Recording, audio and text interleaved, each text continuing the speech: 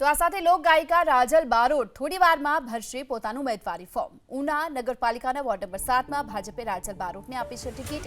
ઉમેદવારી નોંધાવતા પહેલા રાજલ બારોટે પરિવારજનોના આશીર્વાદ લીધા બાદ ઉમેદવારી ફોર્મ ભરવા માટે રવાના થયા છે। રાજલ બારોટ પણ ગુજરાતના એક લોકપ્રિય ગાયક છે અને તેઓ થોડી જ વારમાં હવે પોતાનું ઉમેદવારી ફોર્મ ભરવા માટે જનાર છે। ઉના નગરપાલિકાના વોર્ડ નંબર 7માં ભાજપે રાજલ બારોટની ટિકિટ આપી છે।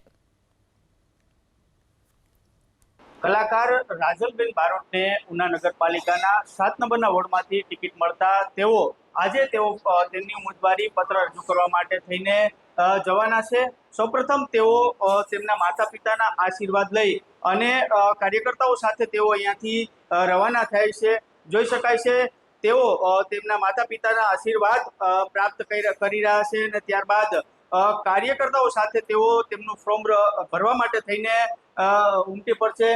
કાર્યકરો પણ મોટી સંખ્યામાં વહેલી સવારથી જ તેમના નિવાસસ્થાન ખાતે ઉમટી પડ્યા છે। એટલે જે નગરપાલિકા વોર્ડ નંબર 7માંથી ભારતીય જનતા પાર્ટીમાંથી તેઓને ટિકિટ મળી છે અને સાથે સાથે મહિલાઓમાં પણ એક ઉત્સાહનો માહોલ છે।